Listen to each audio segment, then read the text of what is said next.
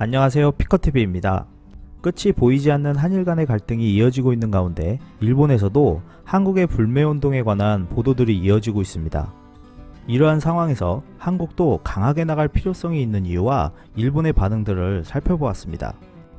10일 한국경제연구원에서는 일본의 보복에 대응을 한다면 추가 피해가 있을 것이라며 두 가지 시나리오를 제시하였습니다. 첫 번째 시나리오는 일본의 무역 규제만 있는 경우입니다. 한국의 보복 없이 일본 무역 규제만 있을 경우 반도체 소재가 30% 부족할 때 한국 GDP 감소는 마이너스 2.15%, 45%가 부족할 시 마이너스 4.24%의 손실이 있을 것이라고 하였고, 일본은 각각 마이너스 0.04%의 GDP 손실이 있을 것으로 예측하였습니다. 두 번째 시나리오는 일본의 무역 규제에 맞서 한국이 보복 조치를 시행할 경우입니다.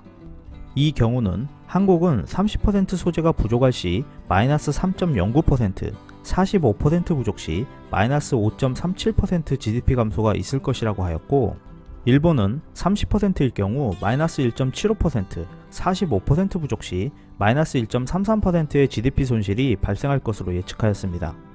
우리나라는 결과적으로 두 가지 시나리오 모두 손실이 발생하며 보복할 경우 추가적으로 평균 약 마이너스 1%의 추가 손실이 더해지고, 일본 같은 경우는 한국이 보복을 할 경우 평균 약 마이너스 1.51%의 GDP 손실이 발생하는 것을 알 수 있었습니다. 30%와 45% 부족 기준은 기업 물량 확보 등을 감안한 수치라고 하였고, 부족분이 증가한다면 파급 효과도 커질 수 있다고 전하였습니다. 또한 한일 간의 무역 분쟁이 확대 시 전기전자 산업의 경우 한국은 마이너스 20.6%, 일본은 마이너스 15.5%의 손실을 예상하였습니다. 이러한 결과들 때문에 인하대 국제통상학과 교수는 국제외교무대에서 일본에 비해 한국 편이 될 국가가 많지 않기 때문에 일본을 상대로 맞대응에 나선다는 생각을 버려야 한다고 주장하였고, 한국경제연구원 원장은 통상정책에 맞대응할 경우 또 다른 보복의 근거가 될 수 있다라고 우려하였습니다. 한국경제연구원 선임연구위원은 일본이 사무라이 정신을 강조하며 피해를 입더라도 한국에 큰 타격을 주겠다는 전략을 쓰고 있다고 하였는데요.